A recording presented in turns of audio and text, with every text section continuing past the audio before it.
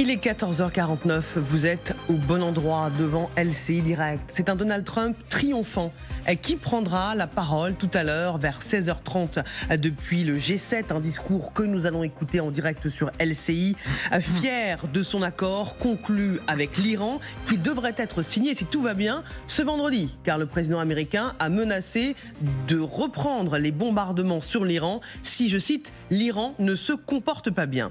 Mais voilà, cette euphorie cache peut-être une défaite en race campagne pour les Américains, car pour la première fois, la presse révèle les premiers éléments de ce protocole d'accord entre Washington et Téhéran, un protocole où le régime iranien est très avantagé. Sylvia, vous nous avez rejoint, bonjour. Bonjour. L'Iran pourrait recevoir des centaines de milliards de dollars, racontez-nous.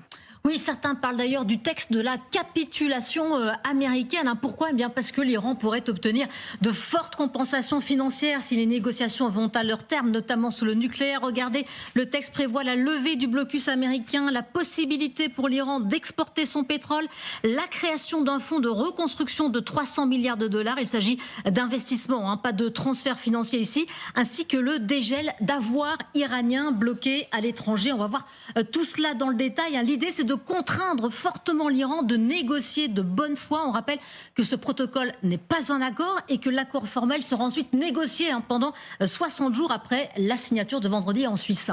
Ce qui est saisissant, Sylvia, c'est l'avant-après la guerre pour l'Iran. Oui, on va s'arrêter sur chacun de ces points et notamment sur ce point 5, c'est le fonds d'investissement de 300 milliards de dollars. Il s'agit d'une des concessions les plus importantes au régime iranien. Les États-Unis s'engagent à élaborer un plan pour le développement économique de l'Iran. En d'autres termes, avant la guerre, l'Iran n'avait pas de financement et après la guerre, l'Iran obtient un financement extérieur de grande ampleur. Autre point, Marie-Aline, c'est le point 7. C'est la fin de tous les types de sanctions. Celle de l'ONU, celle de l'AIEA, mais toutes les sanctions américaines aussi, selon un calendrier convenu entre toutes les parties. Là aussi, on va regarder ce qui se passe avant-après. Avant la guerre, l'Iran était un des pays les plus sanctionnés au monde. Après la guerre, l'Iran obtient un gain économique de premier ordre, celui qu'elle réclamait depuis le début. Le point 10 parle des dérogations pour l'exportation du pétrole iranien. Ça, c'est très important aussi. Ça démarra dès vendredi d'ailleurs, dès la signature du protocole jusqu'à la levée des sanctions. Cette reprise immédiate, c'est un autre gain économique important pour l'Iran. Et Sylvia, il y a aussi la question des avoirs gelés. Oui, en fonction de l'avancement des négociations, les fonds et avoirs gelés seraient débloqués, mais cela commencerait à être mis en œuvre tout de suite, dès vendredi. On va regarder d'ailleurs la carte des avoirs iraniens gelés. C'est le Wall Street Journal qui la publie, qui a réalisé tout ce travail. Il y en aurait pour 100 milliards de dollars à l'étranger, la plupart en Asie, au Moyen-Orient. C'est donc un calendrier, Marie-Aline, à l'avantage de l'Iran. Il y a d'abord les concessions américaines, le retrait du détroit, la dérogation sur l'exportation du pétrole et le déblocage progressif de ces fonds et avoirs gelés. Merci Sylvia pour ces informations. Aurélien Duchesne, l'Iran peut dire merci Donald Trump ? Il peut dire merci et nous on peut s'inquiéter de deux choses. La première, c'est que quelque part le crime va payer. Pourquoi ?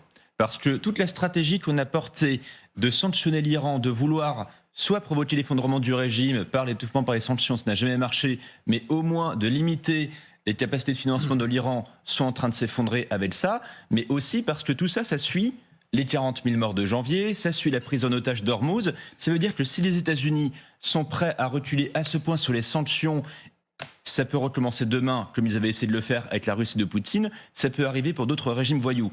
Et la deuxième chose qui est extrêmement inquiétante, notamment pour nous, Européens, c'est que les Américains lâchent autant de l'Est. Vous avez évoqué le terme de capitulation qui est employé par certains, alors que les Américains n'ont pas perdu.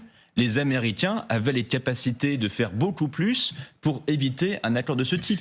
Les Américains lâchent en race campagne et lâchent des dizaines au minimum de milliards de dollars à l'Iran, alors qu'ils avaient la capacité encore d'éviter ça. Et ça, c'est extrêmement grave à l'avenir, parce que les sanctions, c'est pas que pour punir, c'est aussi pour dissuader. Là, on va pas dissuader ni l'Iran, ni la Russie, ni la Chine de faire le pire demain. Intéressant comme analyse. Qu'en pensez-vous, David Rigolet-Rose, grand spécialiste de l'Iran ? Oui, mais alors il y a effectivement beaucoup d'interrogations quand on regarde la teneur supposée, parce qu'officiellement il n'a pas été publié encore.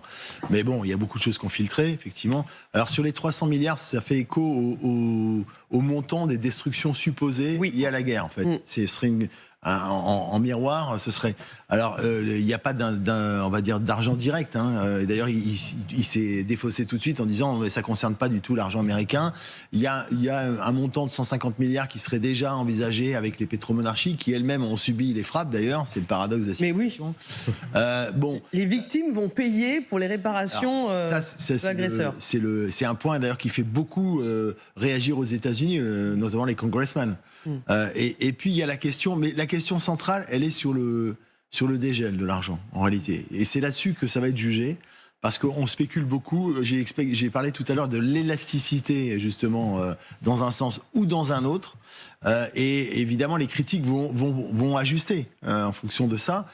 C'est les modalités de restauration, en tout cas de dégel des fonds, puisque les Iraniens demandaient notamment 24 milliards tout de suite, de manière immédiate 12 milliards, ce qui prouve qu'ils étaient dans une demande criante de liquidité. Et évidemment, puisque le contre-blocus américain était efficace.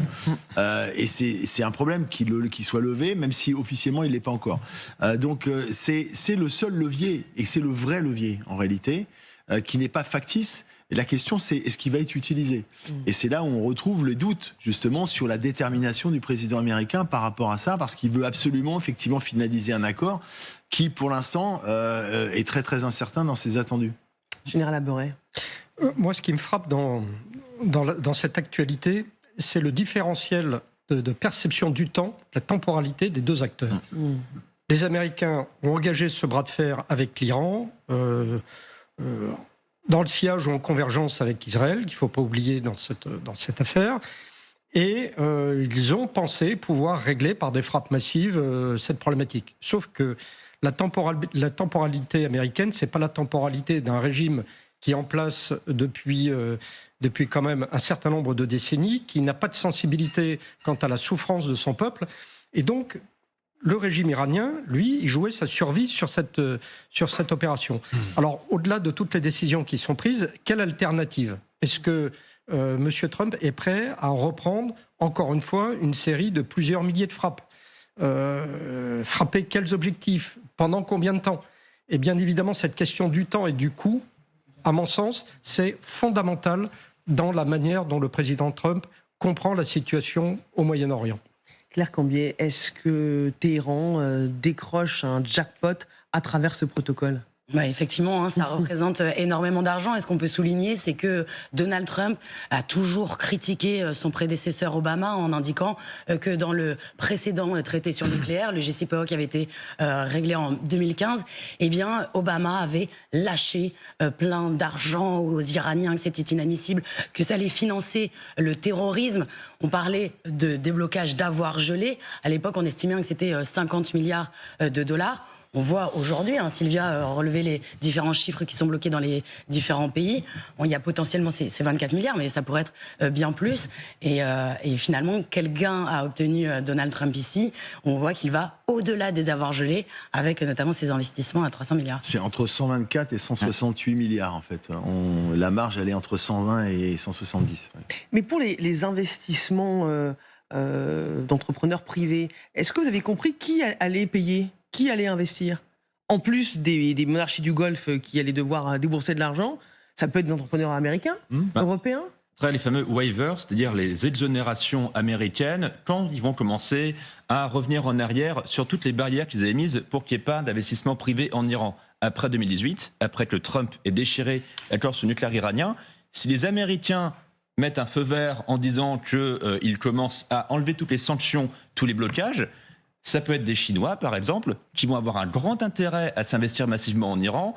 Les Russes, certains temps, mais bon, ils ont peut-être le problème en ce moment dans leur économie chez eux. Ça peut être également, les Émirats Arabes Unis, par exemple. Vous avez beaucoup d'argent qui circule là-bas, à travers les fameux SERAF, par exemple, des systèmes de blanchiment d'argent. Vous avez beaucoup de gens aux Émirats Arabes Unis qui, malgré les frappes qui se sont prises, auront intérêt à investir en Iran.